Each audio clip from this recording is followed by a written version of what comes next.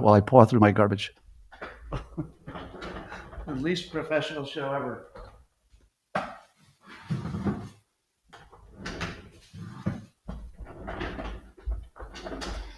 All right.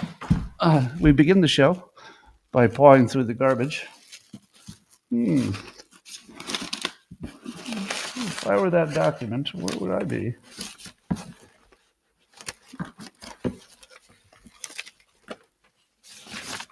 Ha. Ha ha ha. Cannot be defeated. All right, where were we? I believe we were doing a highly professional presentation.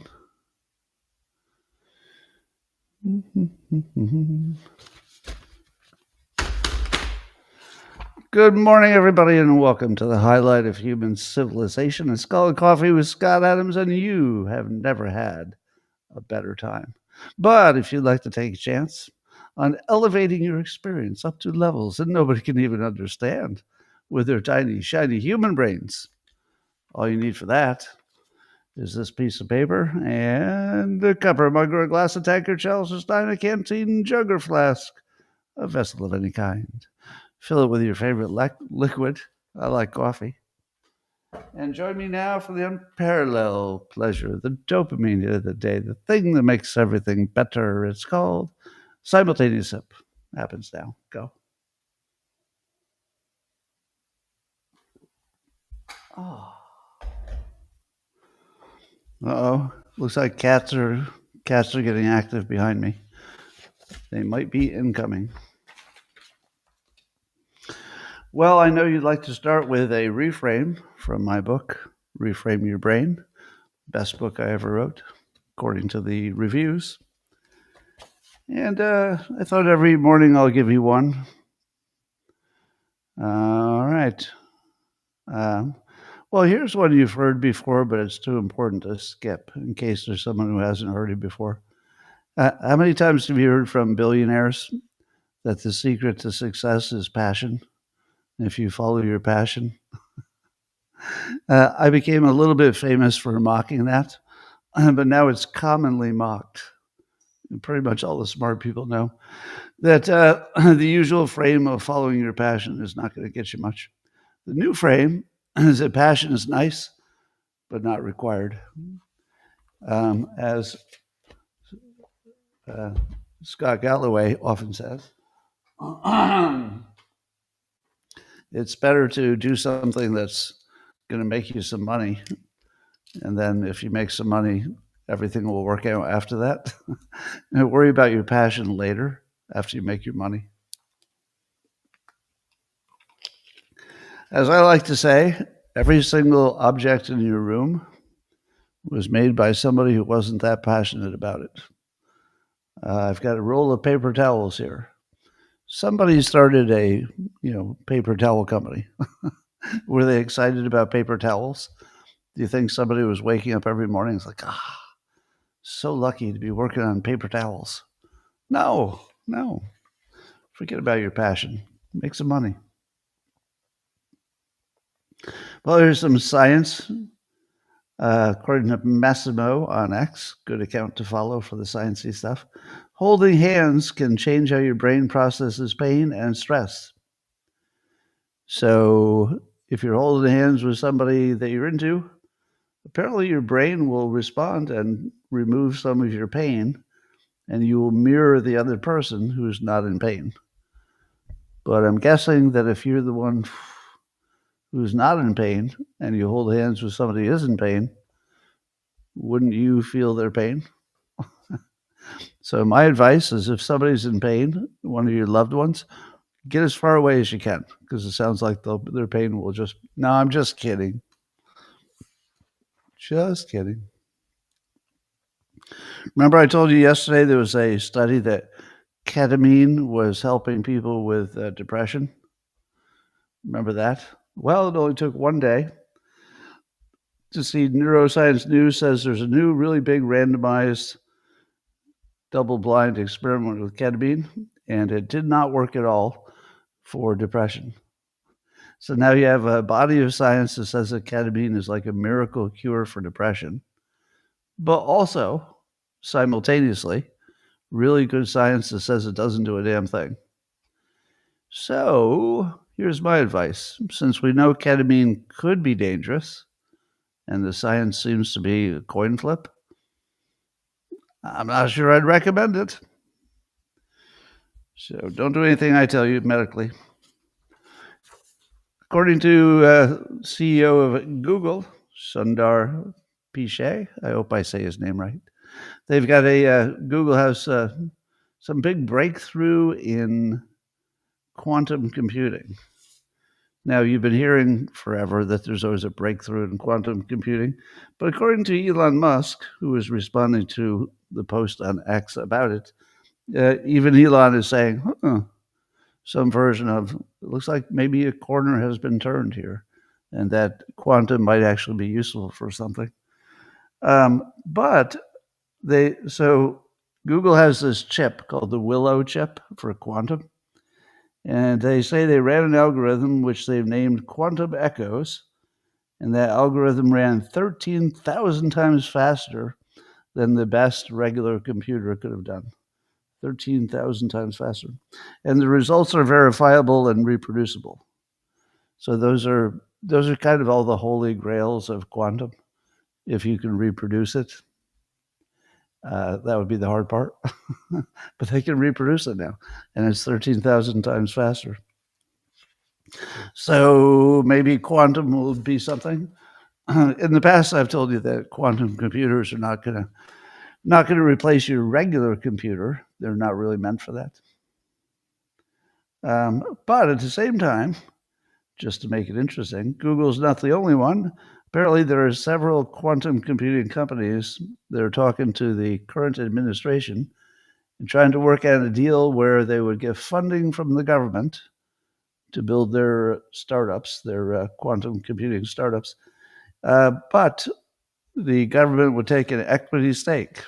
So the Trump administration is doing more of that venture capital stuff. And they would help the quantum companies succeed. So it's probably a good deal. So quantum is getting big. In other news, Dr. Singularity on X is telling us that allegedly China has this gigantic breakthrough with an AI chip that's an analog chip instead of a digital chip.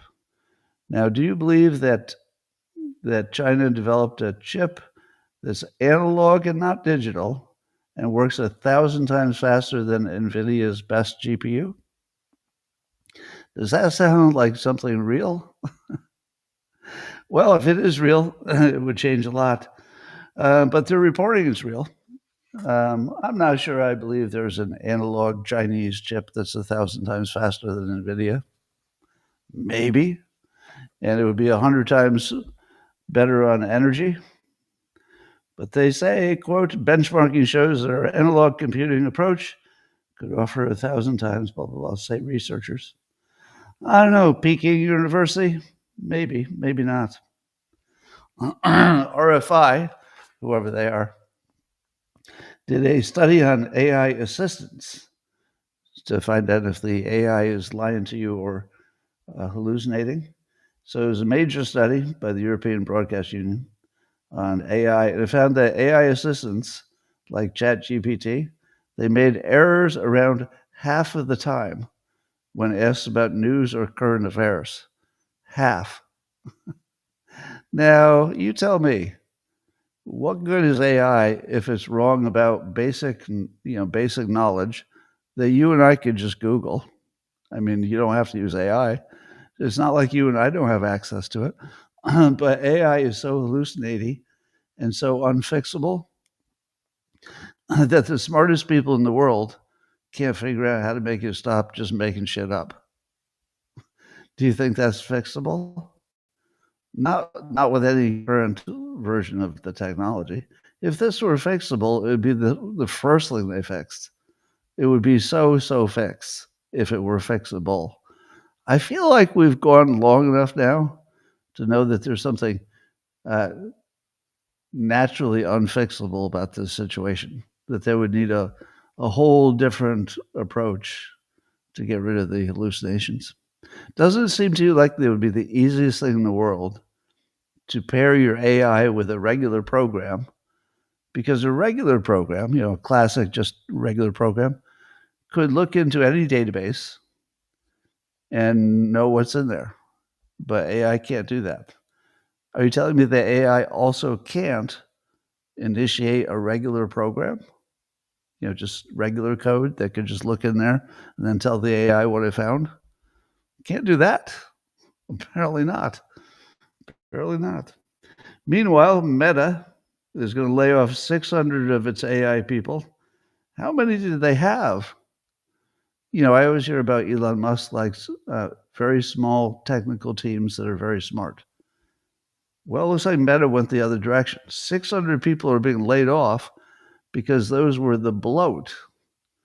That's not even the whole team. That's just the extra that they didn't need. They've got 3,000 people working on Meta's superintelligence labs. Does that sound like they have a good grip on AI? They hired 3,000 people. I guess they thought they had to go fast. How in the world did they think 3,000 people sort of quickly hired was going to get them to AI? I'd have to guess that most of those people were training it as opposed to programming it, right?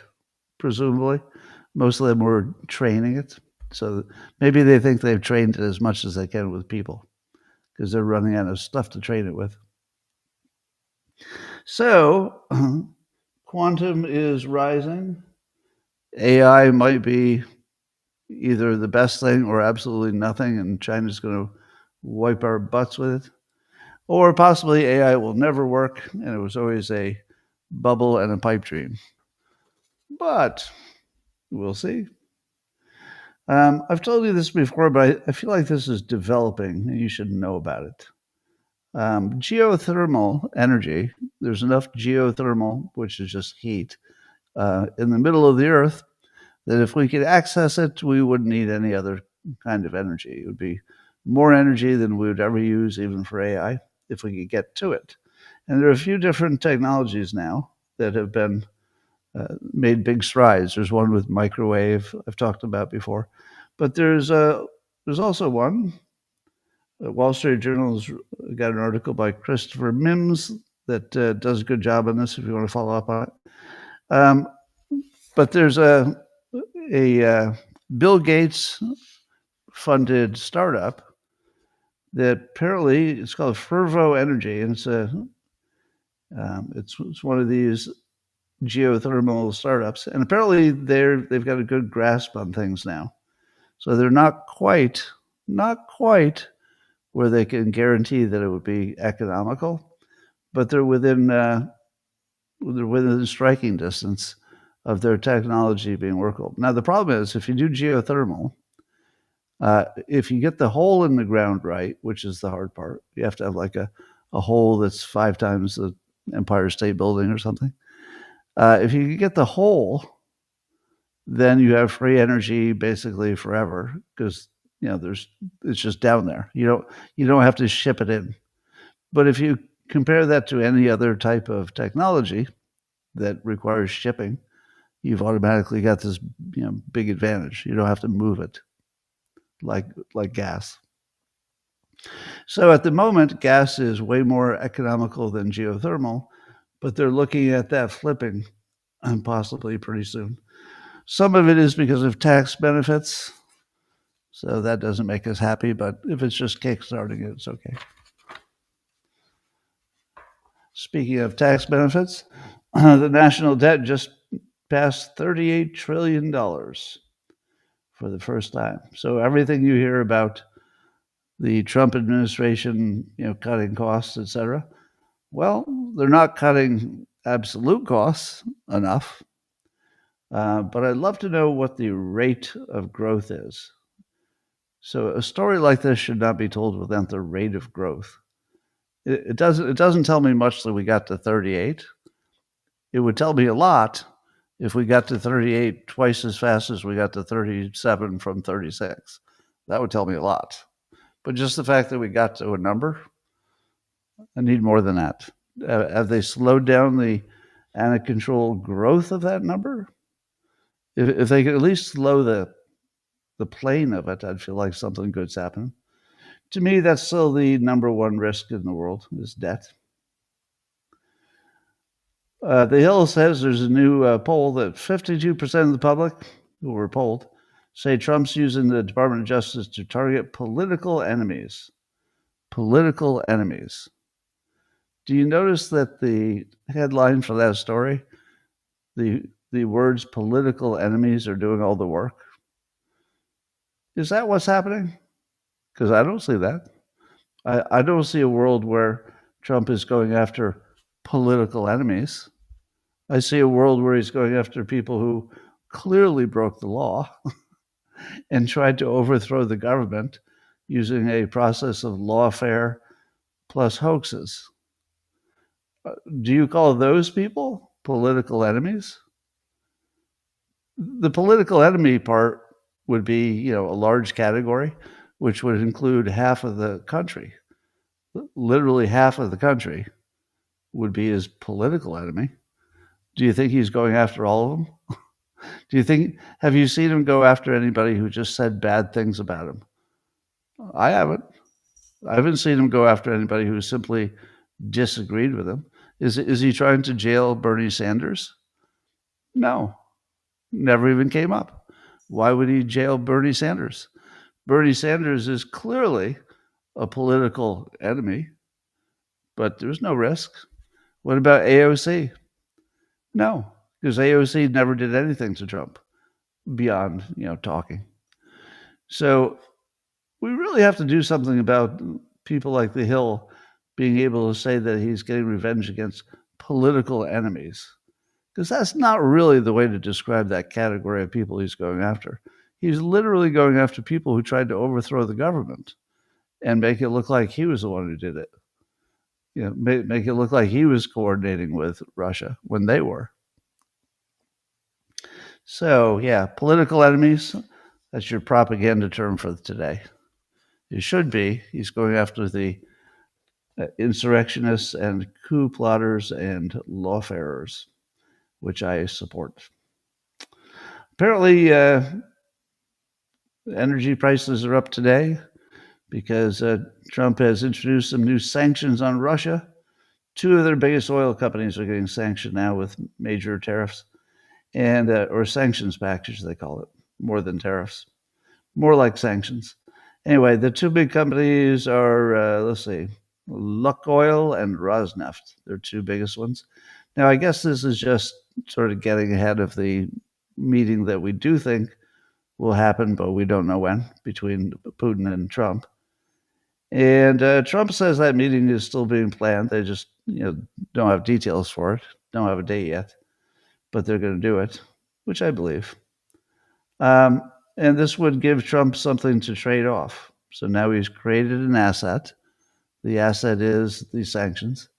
And then Putin has something to ask for that he can get, which is the relaxation of the sanctions, but only if he does what he needs to do. So we'll see where that goes.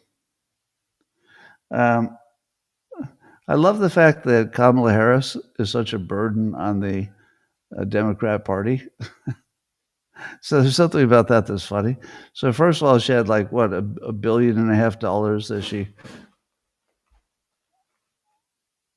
Okay, there's a cat in my garbage can. Having a real good time. Anyway, so she burns through her $1 billion or $1.5 billion and leaves a big debt. Not only does she lose, but like Obama did, she leaves a big debt for the Democrats. Nice. But so the DNC, which is broke, at least compared to the Republicans, the RNC, they're paying some of Kamala's expenses from her campaign because she still has some debts from that. So I guess they've already paid $20 million, and they just paid off another $1.6 million. So literally, the only thing the DNC can do is be the bank for the failed candidate. But it gets better. There's a new poll that I don't believe at all. I totally don't believe this poll. that says that Kamala would beat Newsom if they both ran. That Kamala would beat Newsom for a governor, I think. Not that he's going to run for governor. All right, we'll get to that story in a minute. But I do enjoy watching Kamala Harris destroy her own party a little bit at a time. So, how entertained are you that the best the Democrats can come up with for an attack on Trump is that upgrading the ballroom at the White House is what a king would do? That's their strongest and best approach that obviously they've talked about. Obviously it's coordinated because they're, the top lying Democrats are all saying the same thing. But can you imagine that that's your best strategy, is to act like nobody ever upgraded the White House, which of course past presidents have. So they have to make sure that their public doesn't know that a president upgrading the White House is kind of normal. Obama did it, a bunch of other presidents did it, and that he's not spending his own money.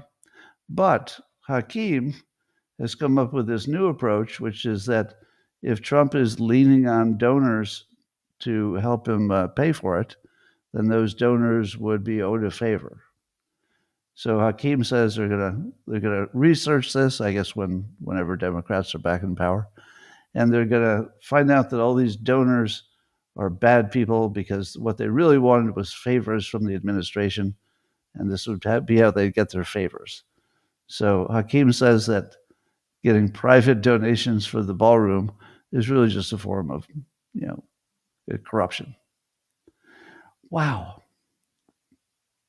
You have to really dig pretty hard to turn the ballroom into your biggest issue. Do you remember when their biggest issue was climate change or Gaza or Ukraine or trade wars? Aren't all of those things way, way bigger? Is there even one person in the United States who's being impacted by the ballroom? Anybody? Are you guys okay? There's a ballroom being built. Everybody okay? And in order to build the ballroom, they're going to do. They have to knock down the building that was there. Are you all okay? Did anybody get knocked down when they knocked down the building? You're all okay? I was told this would be an emergency. It would be a problem. All right, I'm glad you're okay.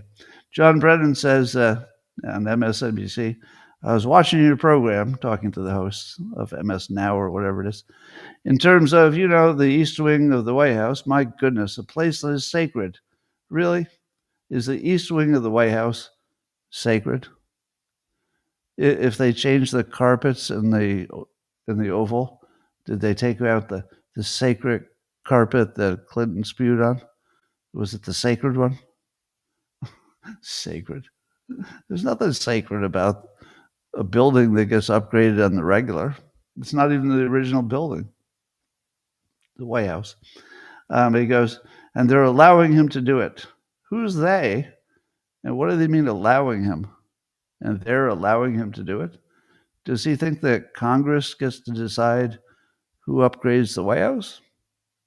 Who's they that's allowing him to do it? And he goes, and here's where it gets crazy. And it's just one more symbol of his tearing down all the things that have made this country great for so many years. So they're actually trying to make the argument that tearing down a building to build a better, more functional building for the benefit of all future presidents of every party is really him tearing down all the things that have made this country great. When people ask me, what do you like about being an American? Do I say I like the Constitution? No. Do I say I like the freedom, the free markets? No. What I like about this country is that they've got this sacred East Wing building that could be a better ballroom, but now it's destroyed. Yeah, that's what matters to me. That's the important part. So Trump says he might attend a Supreme Court argument coming up next month about his tariffs.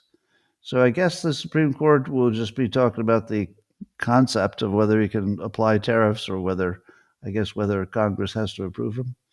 And he says he might go there for those arguments. I feel like that would be a mistake to go there. If you were a Supreme Court justice, would you not feel pressured if the president came and attended? I don't know how they feel, so I don't really have any insight how a Supreme Court justice would feel about anything. But how would it help? It wouldn't help, would it? Do you think his presence would make? It's not like they're going to ask him questions. It's not like he's part of the argument. Yeah. I feel like maybe going would be a mistake, but I would listen to a counter argument on that. There's probably some reason. I mean, he doesn't do things randomly, so he must have a set of beliefs about why that would work. I don't know what they are. Anyway, so where's the beef? Last couple of days, I ate some steak, which I haven't done.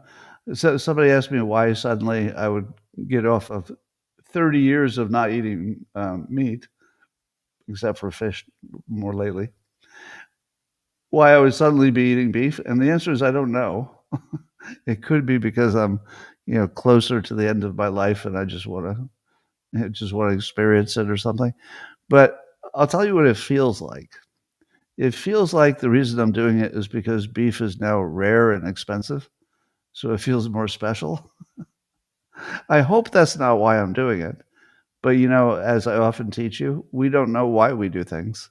We rationalize after the fact. And I'm very aware that whatever is happening as to why I suddenly ate steak 2 nights in a row, I don't know why. I literally don't know why. But I know that I have rationalizations forming in my mind. But I recognize them as rationalizations, not reasons per se. I didn't really have a reason.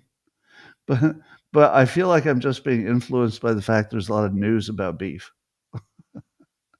That's what it feels like. I'm just being influenced. Anyway, it was delicious. Um, and speaking of beef, so Trump wants to help Argentina, and one way would be to buy their beef because they're having some financial struggles down there, and we want to keep Milei in power. Trump does because he's such a good ally. But if they ship in Argentina beef to the U.S., then that will be competition with the U.S. beef makers, and they were already struggling until recently. Trump claims, this is Trump's claim, I haven't heard anybody else say it, but he put tariffs on beef coming from other places, which allowed our domestic beef makers to jack up their prices and still be able to sell it. So I guess they're doing okay, the American ranchers at the moment, but they're worried that would change pretty quickly if we start bringing in this Argentina beef. So Trump is going to have to figure out how to target beef, because he said that beef's like the remaining expensive thing. That's not exactly true. Other things are going up in price too. But beef's the one we're talking about. So if he can get gas prices down, he did. Egg prices down, he did. If there's any way he can get lucky and beef prices could go down, that's going to be a 3 for 3. And it would be 3 things that people think about and care about and feel about, as opposed to, I bought a shirt and it was 10% more expensive. They care about their eggs and their beef and their car, that's for sure. So what Trump is doing is kind of brilliant because he's focusing on the things that people are focusing on. So he's focused in the same place. I like that. We'll see if he can do anything on beef. I don't know what he would do, but I didn't know what he'd do on eggs either.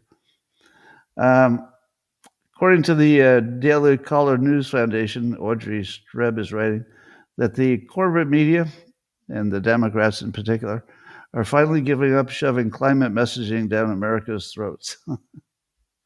So, big article about how, do you remember it was only I don't know, a year ago, that climate change was our biggest problem in the whole world, and now it doesn't really get mentioned. Was it ever real? Did the Democrats and the corporate media and everything, did they ever think that the climate crisis was real? Because if they thought it was real before, it would still be real, wouldn't it? It wouldn't just go away. And they treat it like, well, it was a problem, but now we're going to talk about other things. Like what? So I guess the emphasis has moved from climate to the cost of energy. So now they can talk about, oh, the energy just is too expensive. We need affordable energy. Okay, but isn't that just a sort of a separate but connected problem to climate change? Did the climate change problem really just go away when the money for it went away? Because didn't the Trump administration put the brakes on funding for a lot of climate change stuff? So, and I guess if you came up with a great idea for the climate, but the only way it would work is if energy prices went up, you wouldn't have much of a plan in the world, in the land of AI. So here's what I think: the only way it makes sense that climate change used to be an emergency, but now it's not, is if you believe that getting enough energy for AI would be so important that the AI would eventually solve our climate change problems by creating, new batteries and new forms of energy and stuff. Maybe that might actually work. It might be that the focus on lowering energy costs would be exactly the same stuff you would need for climate change. So you just talk about energy costs and you get your climate change for free. I feel like that might be what's happening. Anyway, the FBI released new surveillance video. Remember that stranger who placed the pipe bomb in front of the DNC office back in 2021, January? And we never figured out who it was. Well, now they have new video. I think the video I saw was from the back, but you can see his clothing really well, and he had some distinctive footwear. He is definitely identifiable. Somebody knows who that guy is. Somebody who watches the news is looking at that and saying, "Oh, that's my brother Bob." Somebody knows who that is. I doubt that person bought unusual footwear just for that one event. Somebody knows. But why are we seeing new video of that event for the first time? How many years has it been? And today, for the first time, we see that they have clear video of it. Really? Where was that? Well, the city of Portland is now known, according to FBI data, as one of the nation's highest property crime rates. So Portland needs some help. But Memphis, way worse. So Portland is one of the nation's highest property crime rates, but I think Memphis is the highest. Post-millennial is writing about this. So let's see, look at the numbers. So Portland, I guess in 2024, for every 100,000 people, they had 5,500 property crimes. So 5.5% of the time, you would be a victim of a property crime. Seems a lot. When I lived in San Francisco years ago, I was a victim of multiple property crimes. If you lived in the city, you'd get robbed all the time. You come home, your apartment door is open. That happened to me. You go out to your car, the window's broken. That happened to me, I don't know, 5, 6 times. I worked in a bank. I got robbed as a bank teller twice. So I've been the victim of all kinds of property crime. I've been mugged on the street in the city. So when I see that only 5% of Portland people are victims of property crime, I think to myself, but if you live there for 20 years, I know stats don't work this way, but if you live there for 20 years, what are your odds of being a victim of a property crime? Close to 100%. It's pretty close to 100%. Some kind of property crime. So Trump is working on that. I'm skeptical that anything the federal government does temporarily would have any long-term effect on crime in the cities. It feels like this might be more of a political play that's popular with the public, but we'll see. I'll be open-minded about it and say maybe the cities can find a way to make the changes permanent. According to News Nation, there's an article by Rich McHugh and Tommy Cristaldi that Antifa has infiltrated Seattle's homeless services. So, where they provide government services for the homeless, apparently some Antifa people have gotten in there so that they can make sure that their ways are promoted. And speaking of Antifa, Kash Patel says that the FBI is on the verge of unmasking the command structure and financing of the violent anarchist group Antifa. Now, here's my question. Does it really take that long? I read, social media, and I see graphs and charts that looks like we already know who funds them, don't we?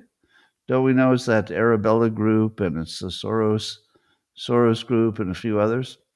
So I don't know what the FBI has that's different from what social media is reporting, but they're on the verge of unmasking the command structure.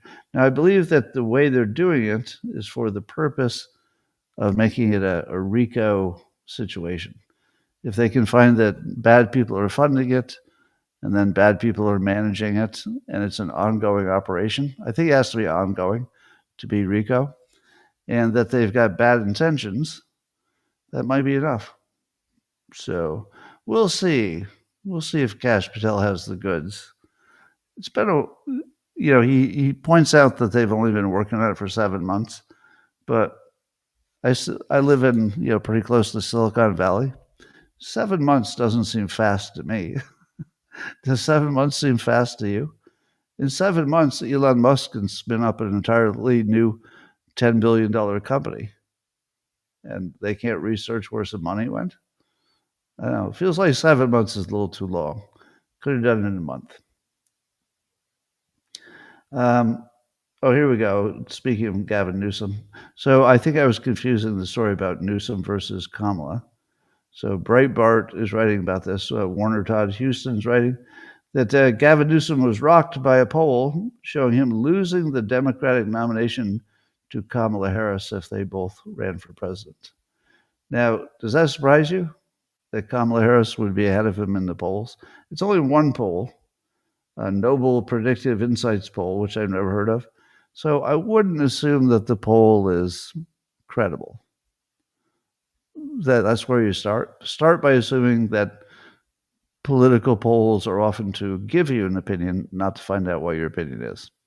So we don't know that that's the case with this poll, but since we don't know much about this poll, I would, if I were you, I'd put it in the category of things you can't necessarily trust just because you read about it. Doesn't mean it's true, just because you read about it. Anyway, so Newsom may be surprised that he's not the assumed front runner, but I don't know that he has to worry about her running again, does he? Is that really a risk that Kamala Harris would run for president again? I feel like that's a zero, that there's actually no chance whatsoever she would rerun for president. I don't see it. So I don't think he should be too shocked by it. It might insult him just that there's somebody out there, but she's still a person of color and she's still a woman and he's still a white guy. So he shouldn't be too surprised. Anyway, Trump's getting ready for his upcoming meeting with President Xi of China. They don't have a date for that yet, but he's talking optimistically again, as he likes to do. He says, we'll make a deal on, I think, everything. I think we're going to make a deal on maybe even nuclear. He talked about soybeans and everything else. So apparently what Trump wants to do is a very big, beautiful trade deal with China They could go from their relationship to Russia to the nuclear arsenals of all three countries to farming to everything. Now, to me, that seems undoable. The more complicated you make it and the more things you throw in there, the less likely you'll have agreement. But I always teach you if you can't get a deal with the variables you have, you should add variables. So, for example, if they can't make a trade deal because they just can't agree, if you add the nuclear thing, suddenly, oh, okay, I do want that nuclear thing, where they put more control on everybody's nuclear arsenals. So you could imagine, for example, that if he threw the nuclear thing in there, that he could get a trade deal that was a little bit better than he could have gotten if he had not included it. So he's sort of the expert about when to include something and when to keep it out because it will complicate things. So I would trust him to make that decision correctly. Trump says it's fake news in the Wall Street Journal. The Wall Street Journal, I think yesterday, was reporting that he had given some kind of permission to Ukraine to do longer range missile attacks into Russia. And Trump wants you to know that is 100% fake. He did not do that, and there's no change in any of that. Do you believe that? It's probably there's some version of that that's true, and some version of it you could argue the Wall Street Journal might have been onto something, because it wouldn't surprise me if Trump said something like, I do not approve of this, but I know you're going to do it anyway. What would that be? Would that be permission to do it? Or would that be not permission to do it? So you can imagine how they would interpret the same situation differently. So I do believe that Trump never said explicitly, go ahead and use those missiles longer range into Russia. So when he says that's fake news, it probably was. But did he say anything, or did his staff say anything that would make Zelensky think I could totally get away with this? Like something changed. I'll just do it. And then Trump will say, I told you not to do that. And then I'll say, whoops. So there might be some story that's not either version. It's not true that he did, and it's not true that he didn't. There's probably something more complicated happening there. Just guessing. But it would be a mistake for Trump to ratchet up the missile attacks before he talks to Putin, because then Putin would just have to respond, and he'd have to cancel the meeting, and it just wouldn't go anywhere. So I can see why he's trying to tamp that down. Ukraine says it now has an AI-driven drone. It's not totally AI, because I think there's some human naval operators, but they're boats that can attack other boats. So these drones are not the flying kind; they're the boating kind. And apparently now they can strike ships anywhere in the Black Sea. So they've increased their range and deadliness of their sea-bearing drones to the point where I believe it would be largely impossible for Russia's Navy to even operate in the Black Sea. Now, I'm getting ahead of myself. Remember, I'm not a military expert. But I don't know how many of these they can make or how quickly they can make them. But you wouldn't have to have a lot of them before it would just be totally unsafe for Russia to have a boat in the water, right? So you don't have to sink everything. You just have to sink enough that they say, did we just lose whatever their battleships are? Yeah, we did. But only one this week. You would only have to take out one big boat a week, and they would, 4 weeks later, all the big boats would be gone because they couldn't take that risk. So that might change things. We'll see. I guess U.S. forces, military, have now taken out a ninth alleged narco-terrorist boat around Venezuela. So they got the ninth one. Now, of course, and if you look at the photos They always show the photo before they show the boat that's been blown up, and it has all these big blue barrels on it. Have you seen the videos of the cartels when they're putting together their drugs? They often are in big blue barrels, and these big blue barrels are literally the thing that they're transporting on these boats. They're not full of fish. Those blue barrels, that's only one thing. Somebody else pointed out that kind of boat might be used for fishing sometimes, or it might be used for something else, but never with 4 engines on it. So somebody smart who knows about that area and that domain said, if you've got 4 engines, outboard engines on the back of that boat, that's only for one thing. There's not 2 reasons. Nobody has 2 reasons to have 4 engines on the back of one of those. If you were fishing, you'd have 1 or 2, I'm told. So apparently all of our yapping about how do you know it's a drug boat, apparently that's easy. It's actually easy to know if it's a drug boat. You can look down and you can see the barrels full of drugs, because there'd be no point in having a boat that big unless you were going to fill it with lots of barrels, right? So they can literally look down and see the barrels of the drugs. They know where it came from, which would tell them it's part of that network, and they know that it has 4 engines on the back, and that when they're told to stop, they're definitely not going to stop. Now, I don't know if they've ever told them to stop and they didn't stop, but I'm pretty sure they wouldn't. It also makes me wonder what the conversation is like before the boss sends out another boat. Juan, come over here. What?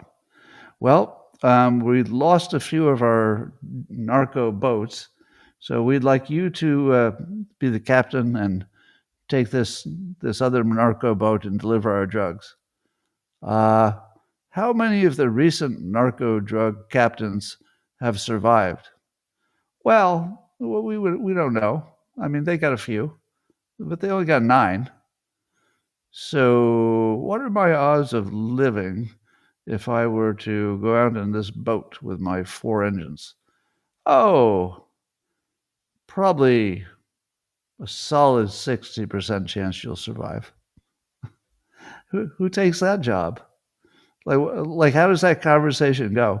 Well, this is almost certainly a suicide mission.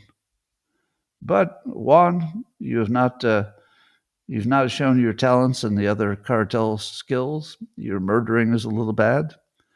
I find your trafficking of humans could be better. So we're going to reassign you to be basically the Uber driver for these narco boats. Your life expectancy is now 45 minutes. So that's how I think that conversation goes. Anyway, apparently Democrats are planning to launch what they call a master ICE tracker on their website. So you can always know where the ICE professionals are so that you can plan accordingly. Now, that's one of the most dangerous things I've ever seen in my life for those ICE people. It's just amazingly dangerous. It's hard to imagine this is really happening, that the Democrats are doing that. The Democrats are literally attacking Americans while the Republicans are literally trying to protect Americans from non-Americans. It's incredible. I mean, I don't know how the Democrat Party can even be a party. How can it even be a party, Chandler Bing? I mean, seriously. How do you wake up every day and attack Americans and then expect that you'll be a leading political party? You need to attack someone else, not Americans, not us deplorables. Leave the deplorables alone. All right. Now, just before I started today, I saw a story that I told myself, I don't have time to write that one down, but damn it, I'm definitely not going to forget it. What was that? Locals people, when I was talking to you before this podcast, what was it I was going to talk about? There's some new news that happened right just before I went live. Remind me what that was, will you? I tried so hard to remember it while I was thinking about all the other things. All right, there's a little time lag here on the comments. You forgot too? Candace is accusing Trump of murder? I didn't know about that. Gambling. The ballroom. No, I talked about the ballroom. Yeah, Carolyn Levitt torching Obama. So it's kind of funny that Levitt and some of the other people there are saying your mama when the media asks them stupid questions. They just go, your mama. Robbie Starbuck, we talked about him, but I think he's in for a big payday because there's no way he could lose, right? If the AI has written grotesque accusations, the accusations against Robbie Starbuck that AI made, that are false, they're all false. That's what you need to know. None of them are real. Are just the worst things you've ever seen. They're not even just normal bad accusations. They're really bad. And they're all made up, just completely made up. Now, if he wins, do you think that would allow somebody like me to do the same thing? Because AI has some really bad opinions about me. They're not nearly as bad as the ones against Robbie, but they're pretty bad. I haven't worried about them because I don't know. I got other things to worry about. How about the illegal alien truck driver who killed 3 people this week? No, and don't be a sucker and fall for anecdotal stories like that. I feel like that's the sucker story. So yes, there was this one immigrant who did a thing that we really wish they hadn't done, and very bad things happened. I don't do those stories. I don't do the one immigrant murdered somebody, or the one immigrant had a traffic accident and didn't have a license. Those stories tell you nothing. Actually, that's just propaganda. The individual anecdotal stories are just propaganda. Now, I happen to agree with the direction of that propaganda, meaning that I think our truck drivers should speak English and have valid driver's license and be Americans if we can make that work. So it's not that I'm disagreeing with the direction of that propaganda, but don't ask me to do propaganda. I feel like you asked me to do propaganda. If I ever talk about one person's crime and then try to sell it as some kind of representation of the entire group, you don't want that. You don't want me to do that. How does that help you? I would literally be lying to you to make you feel good, like acting like an anecdote was important enough that I needed to delve into the details. So don't get me wrong. I'm not supporting the individual who allegedly drove into people and killed them. I'm not on his side. But don't ask me to go full propaganda by making that seem like it's an important story. It's definitely important to the people who got hurt, but it's not important to anybody else. If there's a statistic that sort of thing is happening, at some rate that we can measure, well, that's a story. So if it becomes a statistic that is compelling, then I definitely talk about it, because that's not propaganda. Once it becomes a statistic, you're just talking about, the reality. How did he get a driver's license? I don't know. It's not hard to get a driver's license if you're not a citizen. People have been doing it forever. Tesla earnings, I guess Tesla was down because everything's down. So some are saying that the real story is how he got a California driver's license. No, it isn't. That's not the real story, because it's still about one person. If the story is that they found out that thousands of people have California driver's licenses that shouldn't, then that's a story. But it's not a story about that one guy. That's just propaganda. All right. I'm going to read you another reframe because I think you need it. Who wants to reframe? What time is it? All right, we're right on the top of the hour. I'm doing great today. All right, here's one. Have you ever heard that it takes money to make money? It takes money to make money. So that would be a common frame. People think, I can't make money unless I already have money. So here's the reframe for the thing that would limit you, making you think you can't make money unless you already have money. The reframe is I can turn energy into money. Energy, your own energy, or any other kind of energy that anybody would use, is it's mixable with money. So if you need money and you're a human being and you have energy, you can employ your energy to work and then make money. So there's no such thing as not having money if you do have energy. So if you see energy and money as just, substitutes, suddenly everything looks more obvious. It's like, oh, I don't have money, but if I worked 2 jobs and I chose them carefully, I might have money eventually. I just have to use my energy to get there. That when I was doing my MBA classes at night, I was working full time, but then at night I had to go to school to try to get my MBA. What I was thinking while I was spending money and not making money, because it costs money to go to school.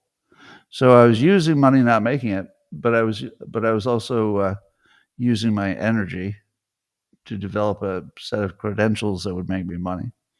So I was very conscious that although I was exhausted, the exhaustion was showing that I was on the right track because I was using my energy to make money. And sure enough, once the MBA came through, I'm pretty sure I got a raise after that in my day job. All right, monetize that energy. Nope, the story is not about how many people are dying because of the immigrants. It's a story about one immigrant. You have to understand that the story about one immigrant is not a story about all the immigrants.